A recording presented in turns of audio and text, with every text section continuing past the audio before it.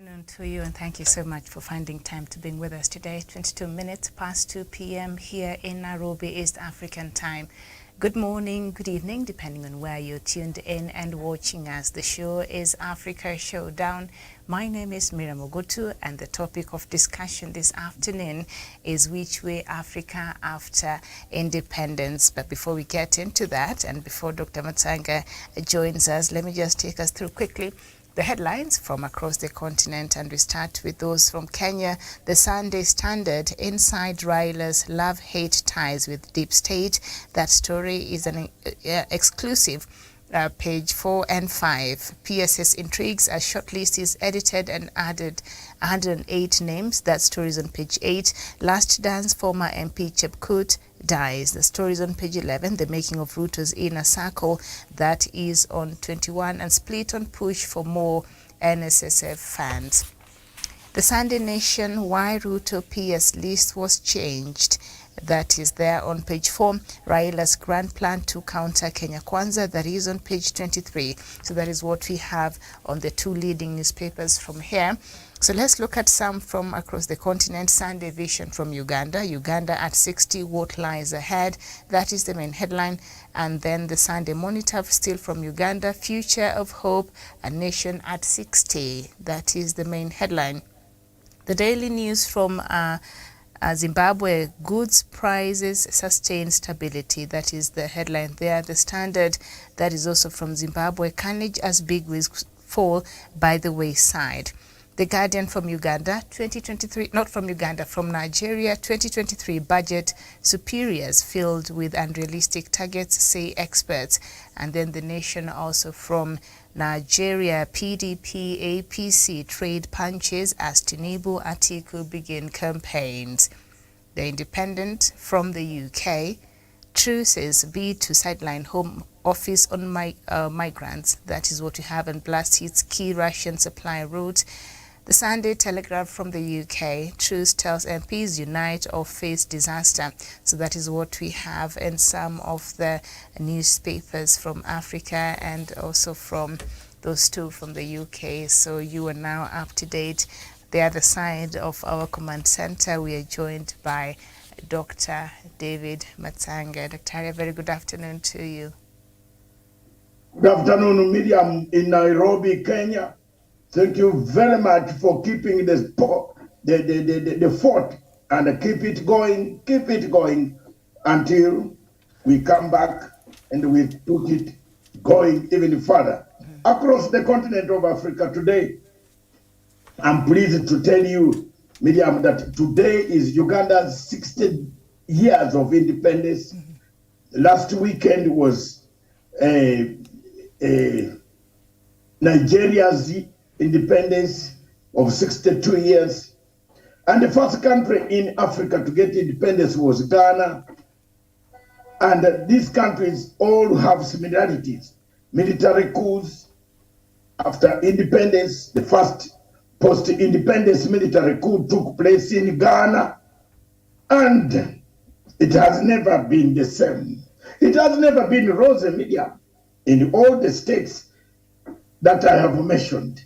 Nigeria had coups with General Aronzi in 1966.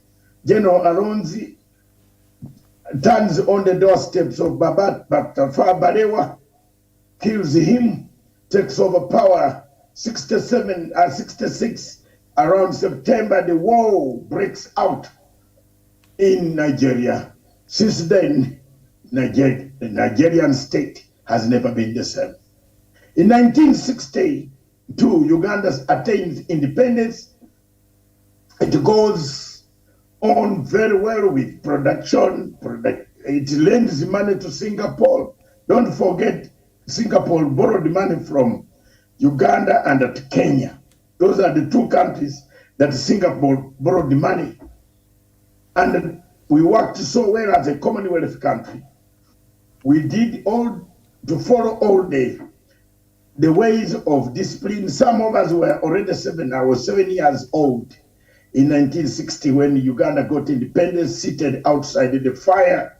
My father harangued us to sit outside the fire to see the law of the British flag and bring up the German, the African flag of my nation or Uganda.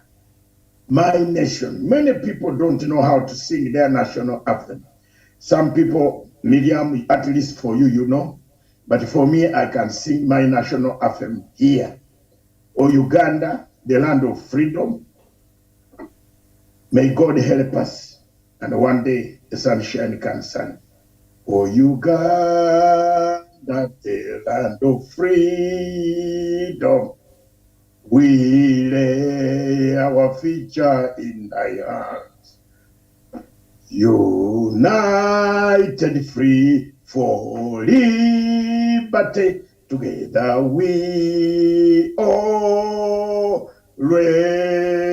stand. Thank you, I deserve a clap.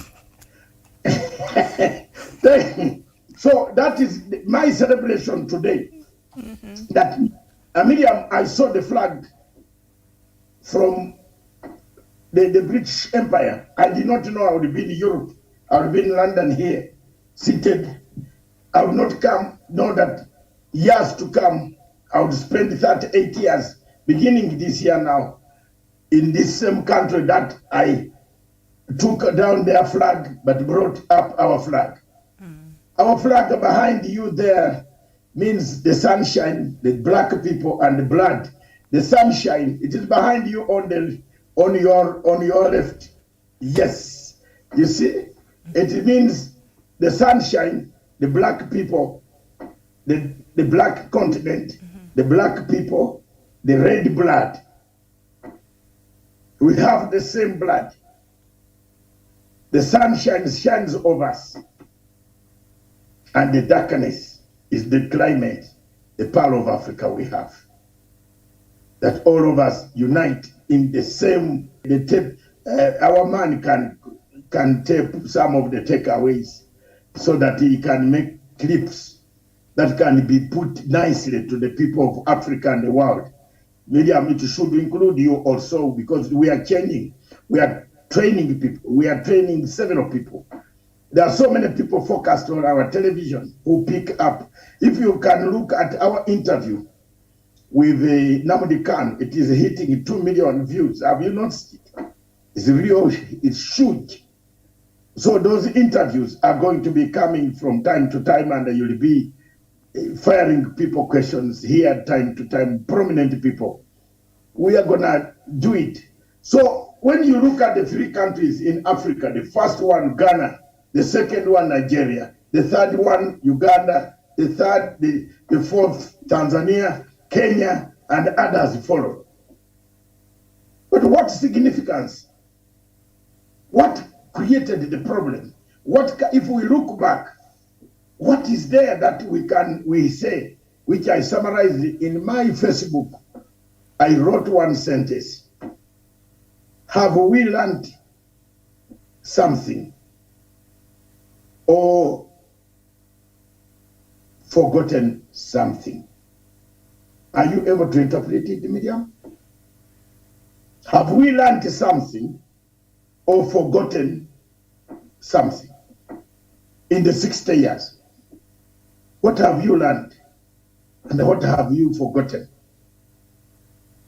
The 60 years in all these countries, there is one thing, one word, that the founding fathers of these nations, the founding fathers of this nation, including Kenya, where you are, wanted: unity. Have we forgotten unity?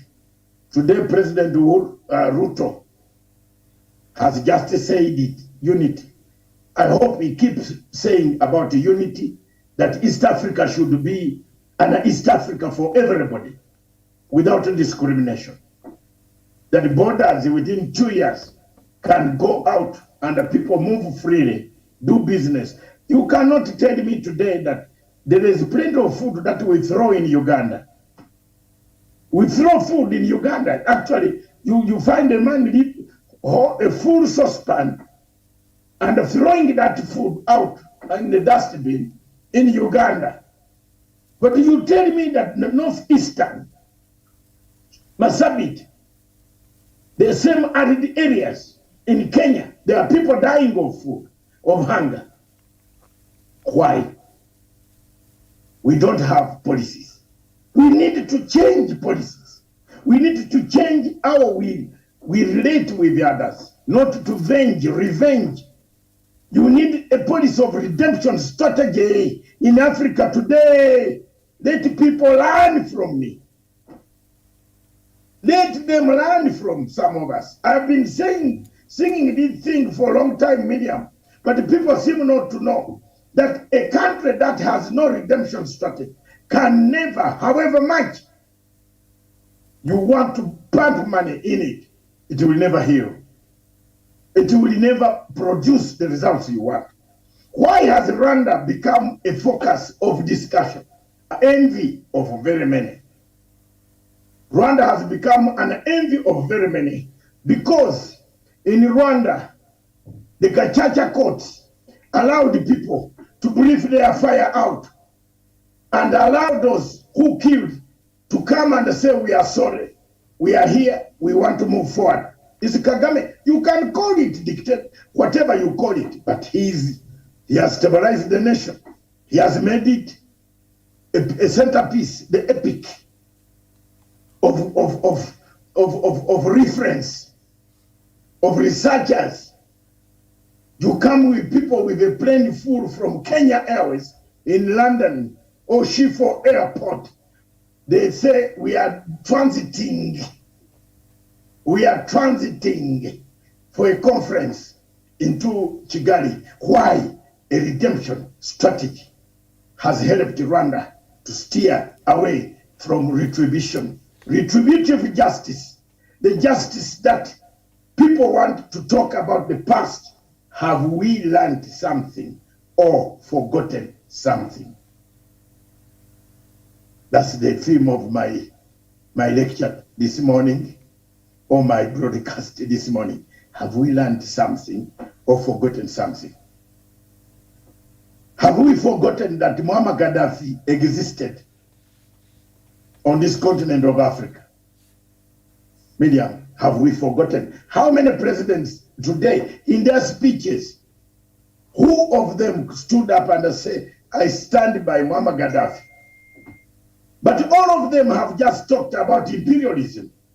How we have copied, the one of Salva Kiir said we have copied the imperial systems. Salva Kiir came closer to say, we must also remember the people who died for this freedom, who fought for this country to be independent. Dr. Milton Obote, for example, should be given honor. On such a day, we should celebrate him. That's how Britain has built itself. Britain has built itself because it remembers Prime Minister Winston Churchill for removing them against the Germany Hitler Nazi expansion into the Europe and killing people. They remember Winston Churchill. They have named the buildings. They have named the roads. They give him respect. They ignore the day when he announced the end of the war. Do we remember something? I'm becoming a preacher here. Do we remember something? We don't. Have we forgotten something? Yes. We talk over wars in Africa, wars everywhere, war. People are planning war.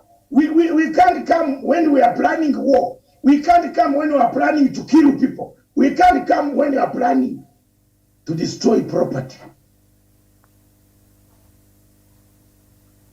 You can't go to a meeting to host a peace process when there are people dying.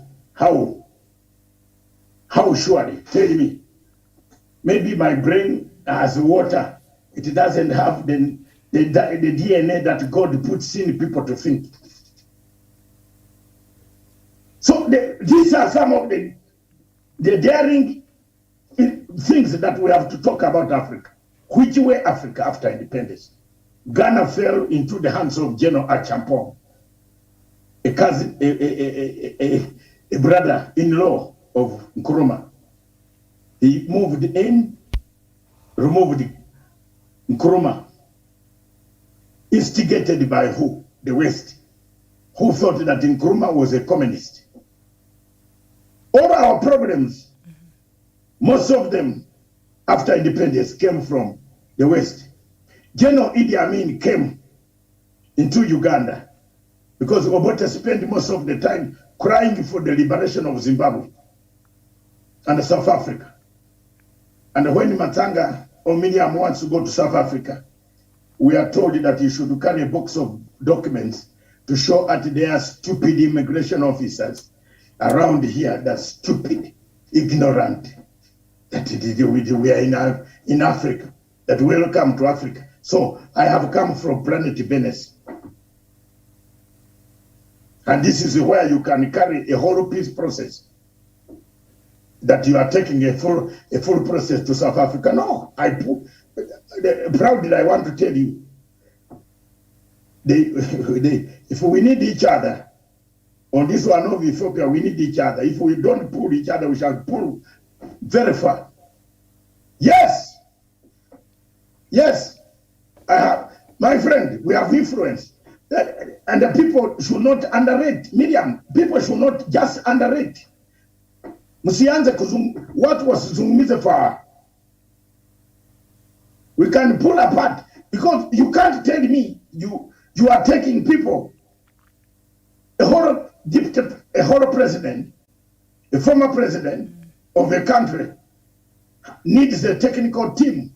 Observers need to be on the ground. You write a stupid, cheap letter to say we want you in South Africa. Are we going for a toast for a dinner? Are we going for a dinner? You are going for a peace process. You need documentation, you need visas, you need money, you need to arrange. Interlocating, facets. What do we interlocators say? What do you want to say to the president? Are you setting him to be arrested? We took Riek Machar there in South Africa and he ended up not coming out. My friend, we don't play games with people when people in Tigray are dying. The Africa we have is very naive. When the British, Mossad, and Sir Edward Heath, the late Prime Minister of Britain, connived conspiracy with conspiracy, worked with Mossad and intelligence systems to overthrow Dr. Milton Obote. That is when our country started going to chaos. 1966, we tested the first crisis. We went through it. 1971, it dawned on us that there was no country left anymore. Idi Amin ate the country for 7 years, including eating people. A cannibal, he became a cannibal. He ate people's parts. People who are bright like Matanga, who talk too much, I would be eaten twice, Miriam, if I was in Amin's era, they would have, actually, I would be the one roasted slowly. So, Mama, it is true. And when you tell people that Idi Amin was a cannibal, people don't. When we took over Kampala in 1978, we went to the fridges. We found in the fridges in State House in Nakasero, but dead bodies. I'm telling you, dead bodies. The first column of Tanzanian troops of Muzuguri, General Muzuguri. Go and look at the pictures of Muzuguri and look at the hair, Afro hair. This is the guy. Look at this. Some of these things are serious. When we opened up Nakasero State House, you find meat which is not meat. So people have suffered. Uganda has moved. Uganda has done tremendously it has, out of the 60 years, I think we have only been peaceful in a few years that you can count. The rest, we are in turmoil, in a fight, overthrow. We have experienced about 10 changes of government, including the last one being in 86, when General Tito Okello was thrown out. But the major coup that took place was 1985, 27th of July, 10 o'clock on Saturday morning, which brought most of us, including myself, on that same day out of Uganda with Dr. Milton Obote, the late founder of this country called Uganda that is celebrating 60 years ago today. May his soul rest in peace, Your Excellency, sir. You left a star, a shining star behind, and that shining star is called Dr. Matsanga. I will always respect you in our party, and I remember you for the contribution of bringing that democracy, that sense of direction. The conditions were very difficult for you at times because the West had a Cold War like Ukraine and Russia now. Africa is going that same direction. That very soon, if you are found working with Russia, you will be blacklisted. So those who blame Dr. Milton Obote might find themselves blamed also today. And very badly too, that even their planes will not be allowed to fly in certain places because these sanctions are coming. Yes, these sanctions are coming. You can read through the pipeline and see where these sanctions are going to end. They have new methods. They might not overthrow you by a coup medium, but they will overthrow you through hardship sanctions, including saying your plane should not refuel. Your presidential jet should not refuel in Kenya. If you are supporting openly Russia, they can do that. And we should. These are the same tools, the same monkeys, the same forest, but the monkeys have changed tactics. Instead of jumping from one tree to that, they climb down to the tree. Then when things change, they go up and then jump, fly to the other tree. Mange has the capacity to fly a bit to another tree. So these are some of the things, challenges that the which way Africa, what Africa has got. Miriam, I land the microphone. Thank you. Very well, thank you so much. And of course, today Uganda is marking 60 years, as Dr. Matsanga has already reminded us there, even as we look at which way Africa after independence. Beginning 1894, the area was ruled as a protectorate by the United Kingdom, which established administrative law across the territory. Uganda gained independence from the UK on 9th October 1962. The period since then has been marked by violent conflicts, including an 8-year-long military dictatorship by Idi Amin, Uganda's current President Yoweri Kaguta Museveni, who took power in January 1986 after a protracted 6-year guerrilla war following constitutional amendments that removed term limits for the president. He was able to stand and was elected President of Uganda in 2011, 2016, and in 2021 general elections. And I'm sure maybe the next elections he will be on the ballot. But that is just a very short history. There's so much, when you look at Uganda and its history since independence, but that is just a nutshell of what that entails today. So we are also joined by Daniel Wasonga this afternoon. Daniel Wasonga, nice to see you and a very good afternoon to you. Very good afternoon to you, Miriam, at our headquarters in Nairobi. Good afternoon at Dr. Matsanga David at the London Command Center. And good afternoon to our viewers here in Nairobi, Kenya, East Africa, and the rest of the globe who are watching us this particular afternoon. Miriam, it is indeed my pleasure to be on the conversation this particular afternoon.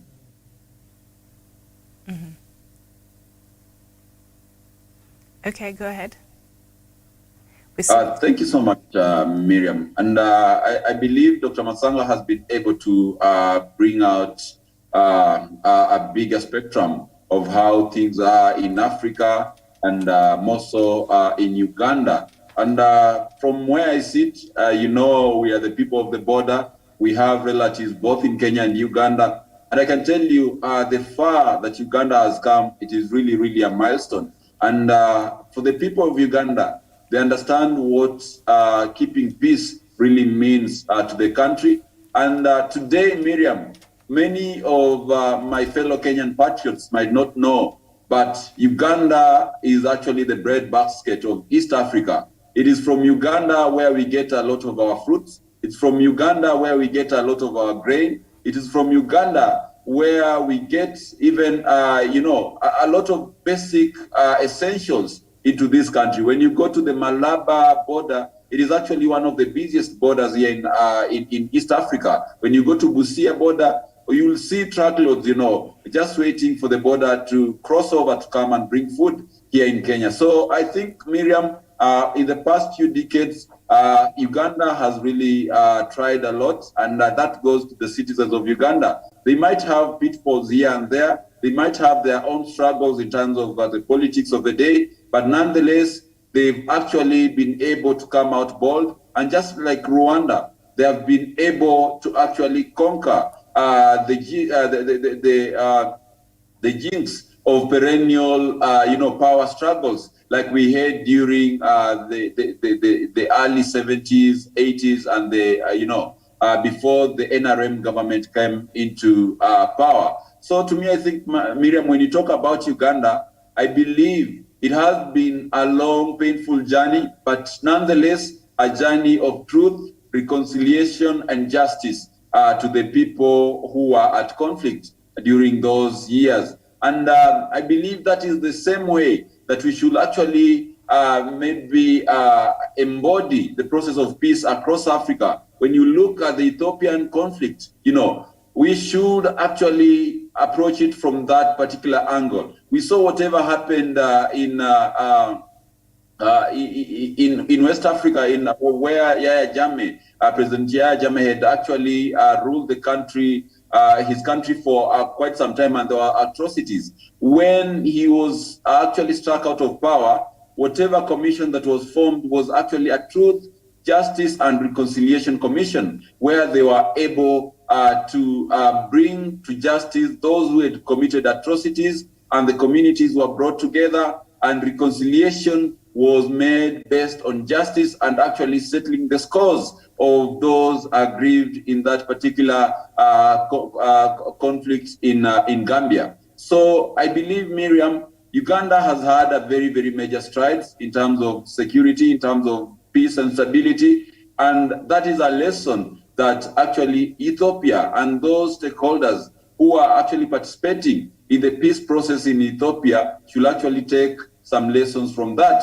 And they should also take some lessons from the Rwanda peace process and the eventual integration of the country itself. But if they keep on imposing on the process of mediation people who have been rejected by either party, people like Olusegun Obasanjo, people who have no track record of, you know, bringing mediation to a peaceful end, then we might not be able to see the far-reaching peace that is actually needed right now in Ethiopia. When you look at the legacy of Olusegun Obasanjo, there's nothing that stands out, Miriam, that could give or could serve as an indicator that he has been a successful mediator. He has been a peace ambassador in the countries that he has been given the mandate to be able to propagate the same. And therefore, that calls for the radical overhaul of the entire panel of individuals who should sit there in Ethiopia, for example, to be able to oversee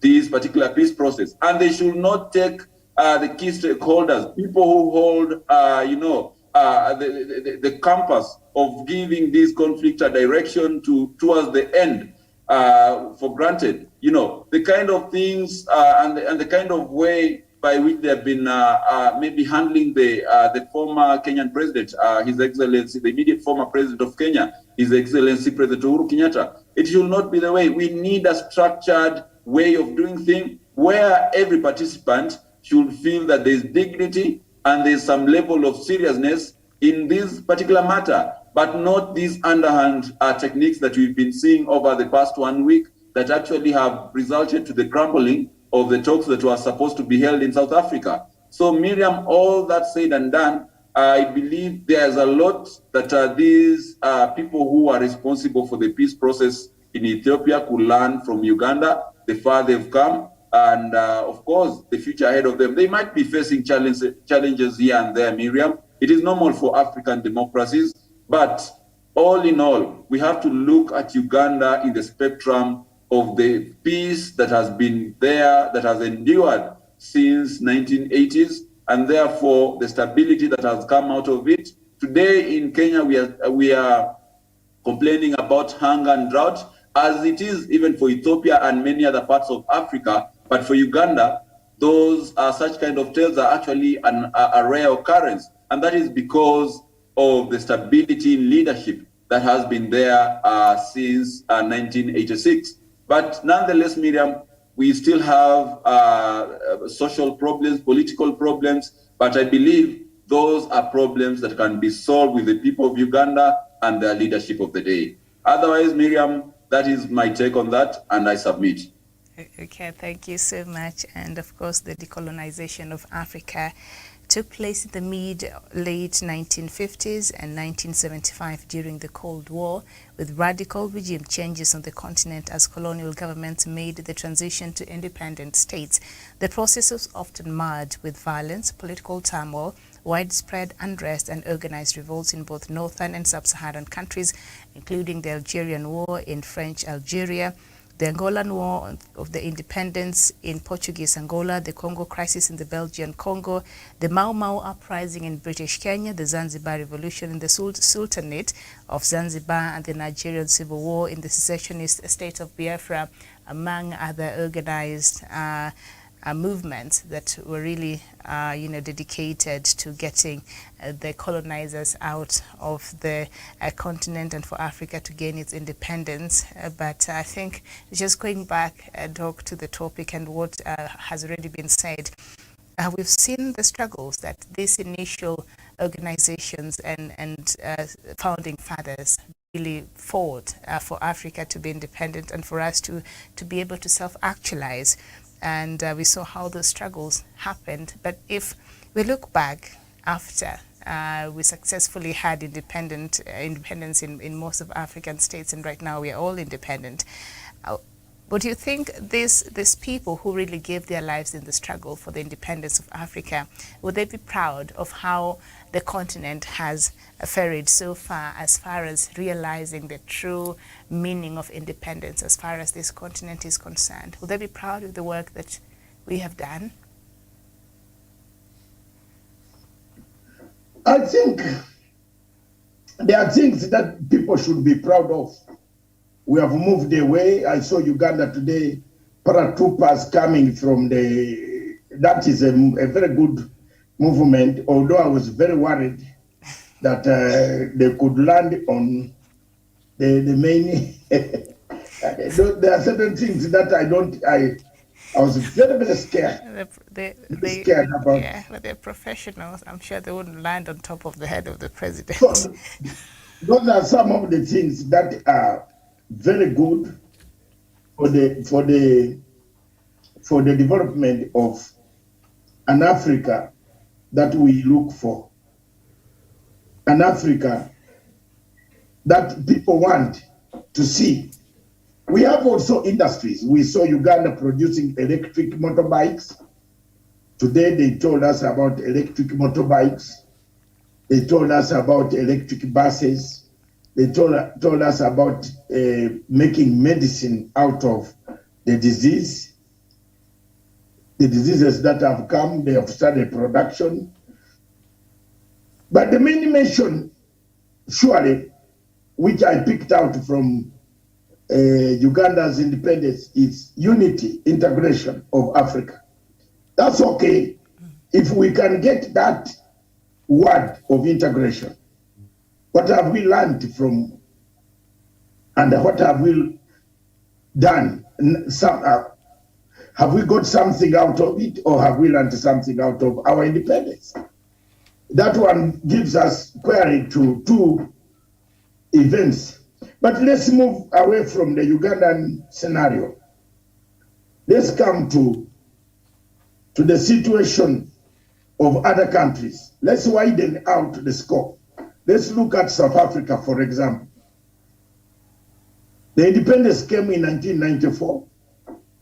What are the gains that South Africans can tell people apart from changing from apartheid regime to a majority rule? That is a success. But has that success created a harmonious situation for the most South Africans? Are South Africans living in harmony?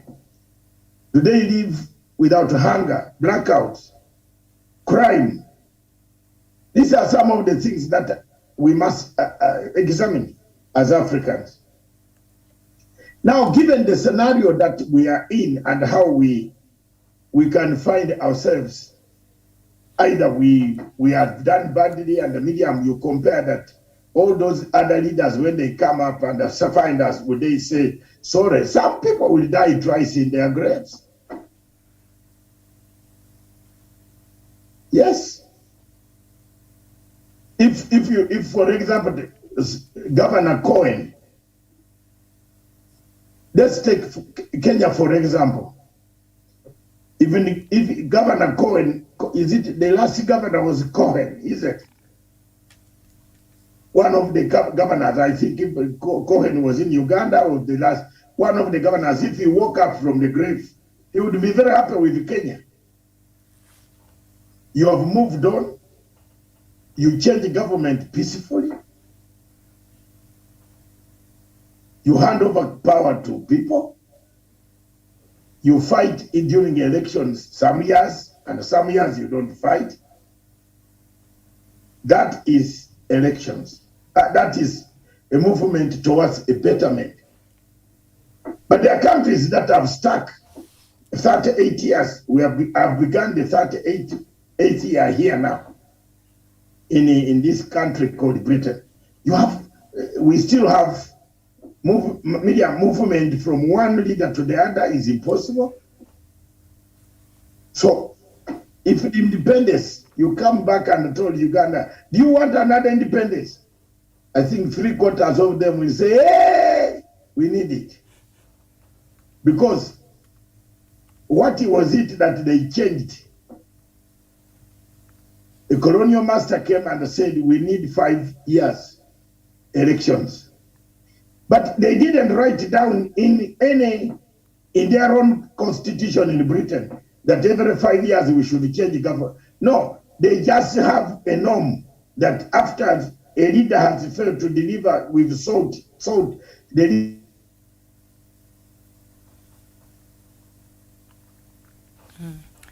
Sorry, we apologize there. We seem to have suffered a bit of a technical hitch from Dr. Matsanga's side, but the images that you see there from earlier, Uganda is celebrating its 60th Independence Day today. It got its independence on the 9th of October 1962 from the United Kingdom. Okay, so Daniel, we apologize for that, the interruption on the connection from Dr. Matsanga's side.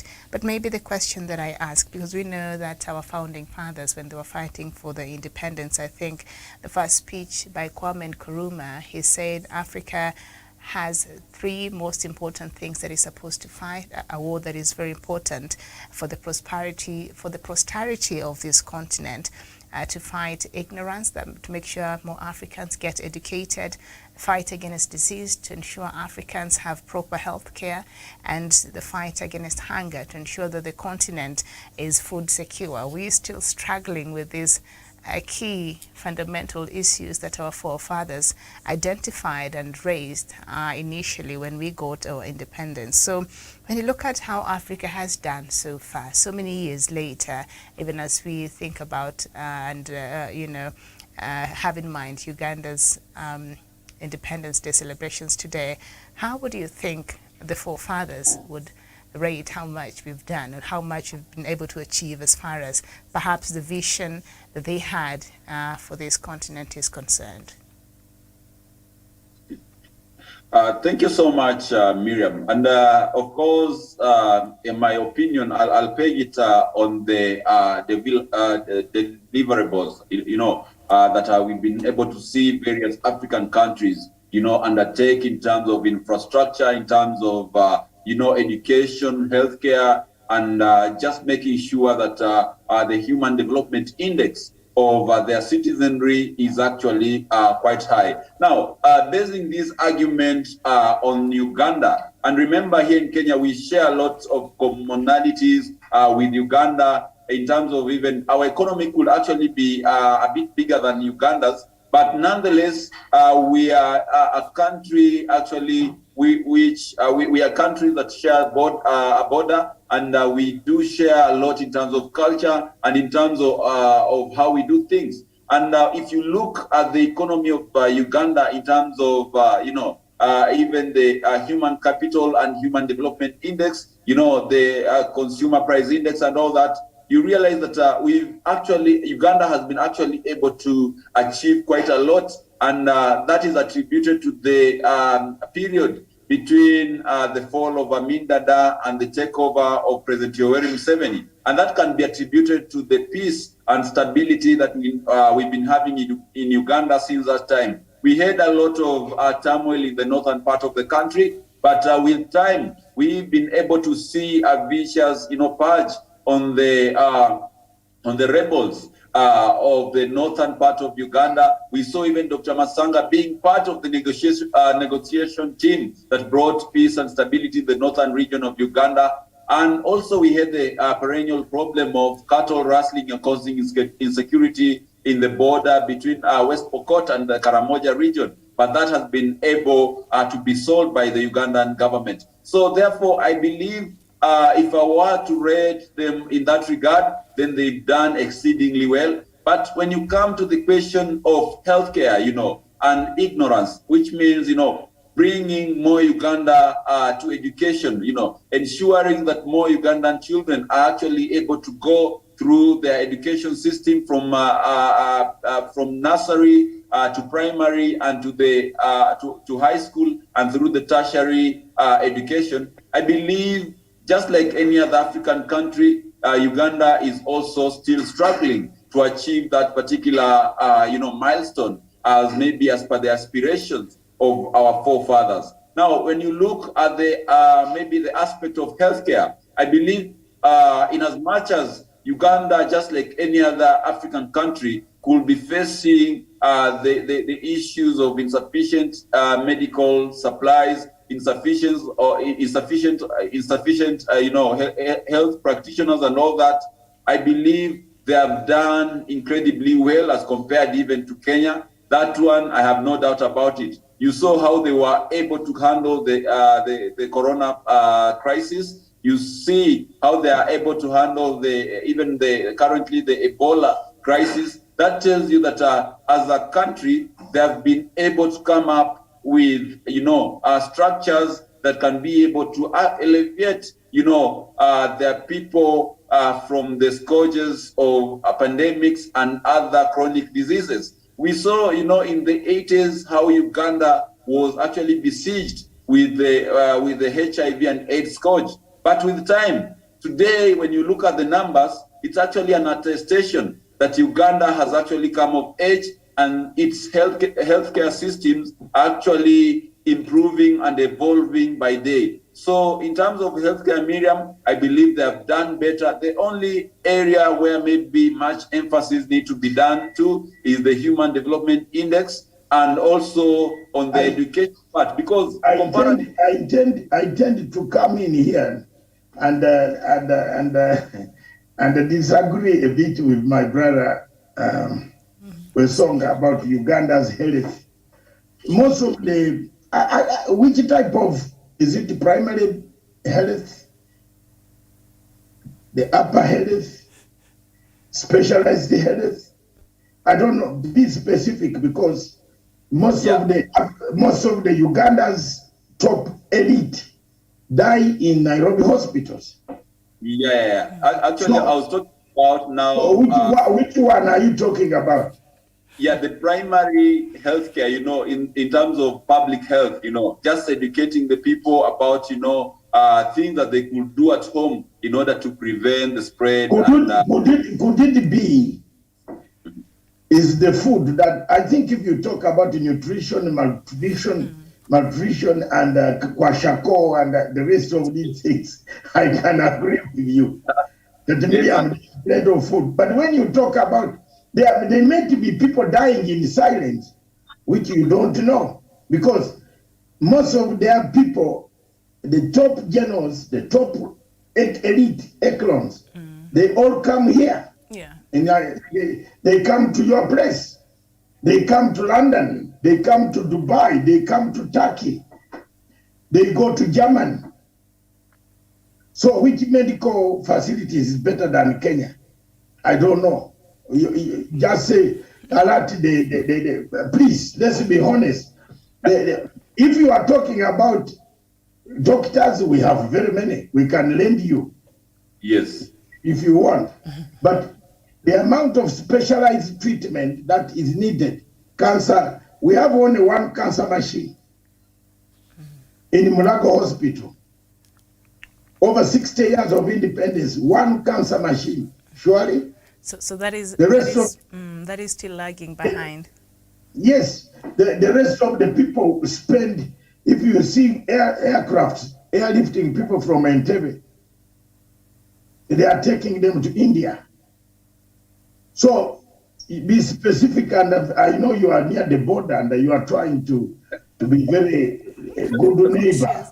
Yeah. Dr. Matsa, in that regard, I totally agree with you, and I believe now nails the head. But when it comes now to the Ugandan population, in terms of education on healthcare and public health in particular, Miriam, I believe Ugandans are way ahead of even Kenyans in terms of handling the diseases, pandemics, and all that.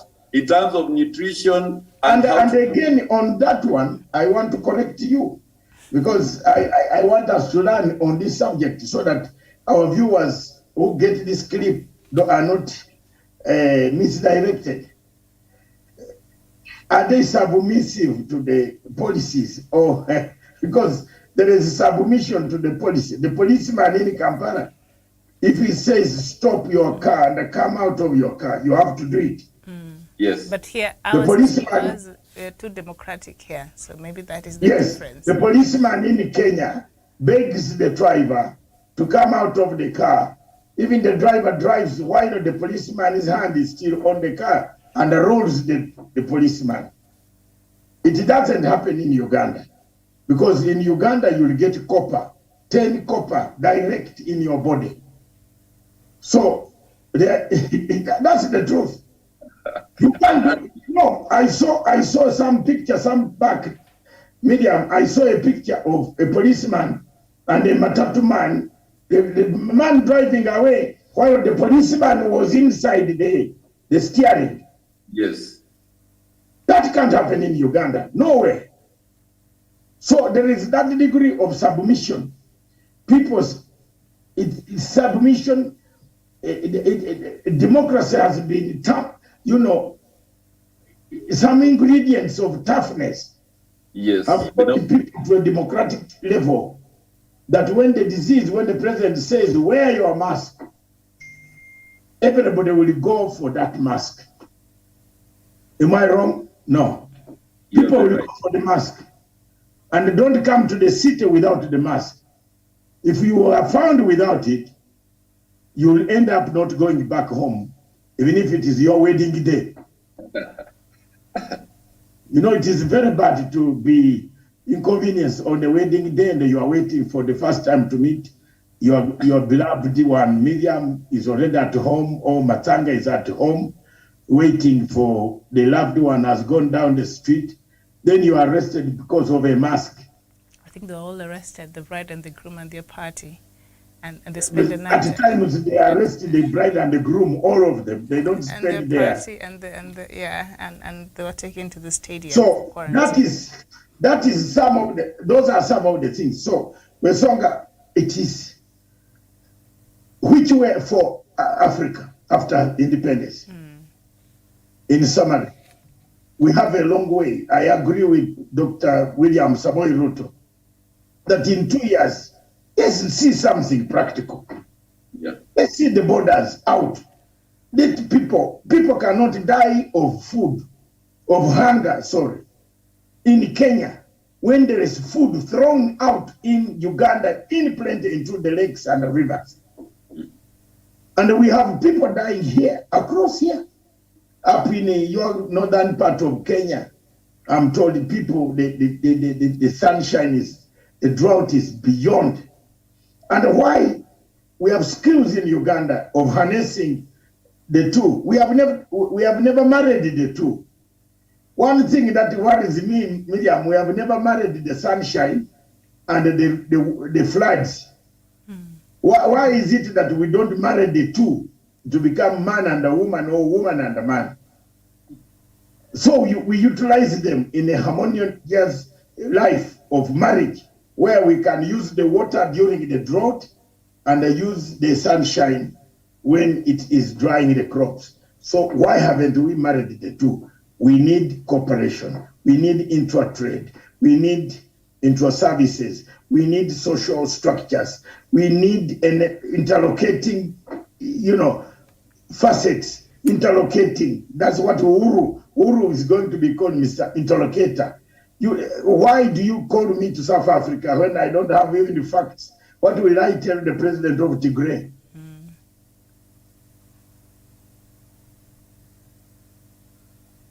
Why? What about if I bring this man to South Africa and then tomorrow they tell you under house arrest until the problem is finished in Tigray? Who is going to be carrying the cross? Does Uhuru want to carry that cross again? How? Who wants to carry that cross? Obasanjo told Taylor, I'll look after you. As soon as we left Abidjan, the capital city in Liberia, with Chisano, to get a plane to Kenya Airways, Mr. Taylor was already handed over. Mr. Obasanjo left us eating breakfast, saying he was running to Lagos, then come back. He never came back. He went and picked his route. And I, Chisano, Becky, we are stranded. In fact, we are stranded. We had to buy fresh tickets from Freetown in order to hop on a plane to bring us here. So you mean me, Dr. Matanga, to meet such an idiot again? No. I have learned my story. If people in Africa don't want to listen to me, let it be. What do I gain? What do I gain? Why should I be talking to a lot to educate people and then people get a lot from me and then I remain with nothing? No, you can't. He left us and then he had sold Taylor. He had sold Taylor. The UN with Kofi Annan, they had sold Taylor. And these UN guys just came and Obasanjo got his money for the library. So do you trust such a mediator? The answer is no. Africa, we have not learned after independence. What next? We will not be talking. Look, there are presidents in Africa that shame us. You are the president of Gabon after independence. His father took the country very well. He can't walk. He gets out in 10 Downing Street here, up here, down in Central, near Victoria Station. Is held by the host. You have gone for a visit, then a host touches you to show you the toilet. How on earth can you, surely? Why don't you give a younger man, even if it is your son, say, my son, now we need these things so well, so much power. Come and hold here. Medium, I have no problem. If there is a democratic process where President Museveni hands over power to Mohozi through democratic process, I have no problem, isn't it? Because Mohozi is a Ugandan. Where are you going to take him? He's a Ugandan. And if there is a process, they have gone to their party, he belongs to that party. And the party, they say, now I am done, and my son now can become a member. The delegates conference puts up their hands and they say, we vote. With the media, who are you to refuse? This guy is a Ugandan also, isn't it? So how are you going to refuse him? Me, I have a different view. A different view is that this, as parties, if they allow freedom for political parties to flow freely, Ugandans will choose. Whether the ruling party brings Mr. Mohozi, and you also, another party brings Mr. Matanga, we can be in the race. Then let them choose between us freely.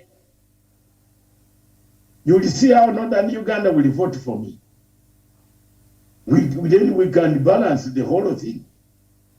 If it is 50-50 like the one of Kenya, then we shake hands and run the state. Yes, Northern Uganda will not let me down.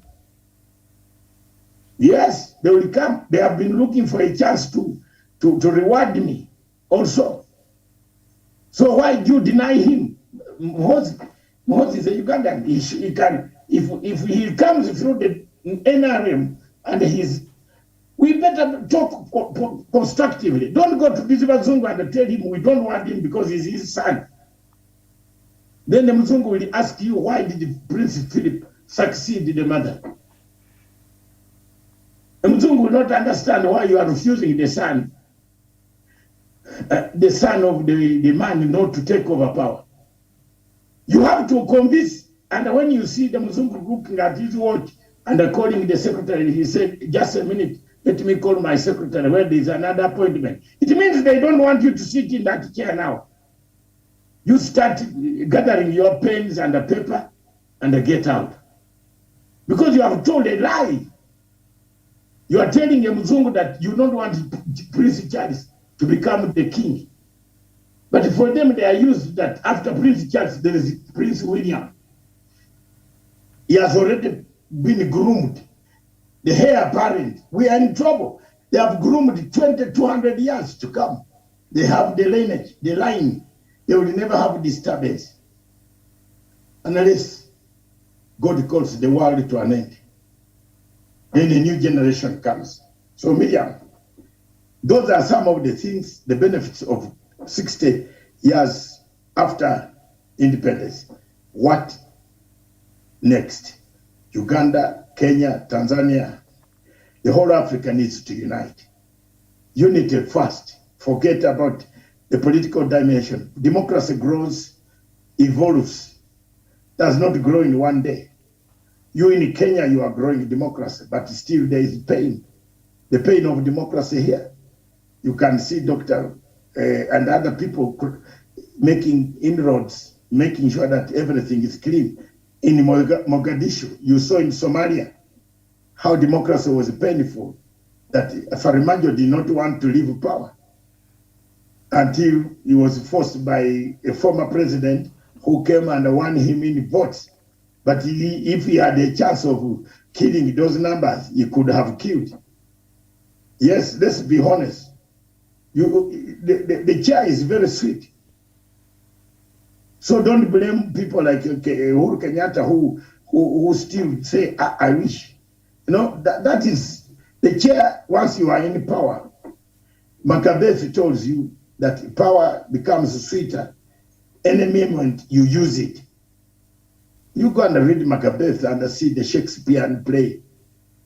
You see when the lady Macbeth comes to sit, do you want her to be competitive? Power is like a competition. Tell Miriam today that there are some ladies that not use Miriam because she's a woman. There are some ladies who would not like to see a second that I am engaging another lady to be the second wife. She'll tell you, do you know what? Pack your goods, your trousers, and everything, get out. That is power. Because now, the first lady, the lady in the house has attained the power control over the man and say, what are you saying? You said what? If a person you have been eating with very nicely, Miriam, she will not, Miriam will, what is it that what did you say? I didn't hear properly. Even when you are eating a meal outside in a restaurant, I swear that meal will be left halfway. Because there is no way. Power, that is the format of power we have in politics. So when you sit there in that chair, you sit everybody, people serve you when they come to ask you, should we give you tea? It's power. And it is, if we are not using it properly, the only way to use it properly is to teach Africans that when the former heads of state leave power, don't come to haunt them. Leave them to stay. Whatever mistakes they have made. You have seen what Britain and America have done. Do you see them bringing their former leaders to court? Well, Trump deserves to be in court, but the rest, the rest are enjoying their retirement. They will just say that unless you have performed criminal activity like the one Trump performed. But anything that you did in the name of America or Britain, you are not brought to court. You are protected. Africa should borrow that and put in their constitution that a past leader, once he leaves, whether there was corruption, where there was what, whatever it was, leave it. Leave it. Leave it like in Nigeria. Don't you think the leaders in Nigeria by now, Mr. General Buhari would have put Goodman, Johnson, good luck. Jonathan.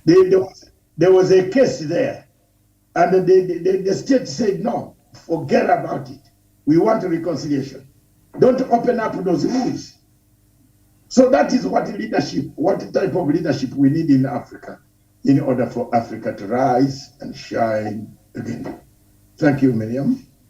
Unless I have anything else, enjoy your good sunshine. I'm told Nairobi is very hot. I wish you borrowed it and sent it to us. It is becoming even more chilling this side that you have to put a scarf now under this one and a jacket, then get out. Thank you very much. I see you tomorrow. Again, God willing. Tomorrow is a public holiday. Yeah. I'm told it's a public holiday in Kenya. Is it? Yes. I don't. Are you working tomorrow, Miriam? Utamaduni Day. Eh? Tomorrow is Utamaduni Day. I think we see each other then on Tuesday. Sounds good. Thank you very much. We'll see you on Tuesday, and thank you for watching. So that, no, I'm just asking. You are the people on the ground. You know, let's meet on Tuesday in the morning. But I will be on News Central, the worldwide television tomorrow to discuss the Tigray, the peace process and other things on African continent. So keep watch on channel 422. It is a huge thing there. Unity Square Africa. So there you are. And keep following other spaces. Yesterday, I addressed the Afrocentric School of Studies, and it had a huge following on Tigray issue. I've sent it out, or I think you have seen it on WhatsApp. Listen to the speech I made there, the education I gave. I'm having too many. My Twitter handle is now fire. It is going real numbers. So thank you very much, Miriam. God bless you, Daniel. I see you. Thanks. Thank you for watching. Bye-bye.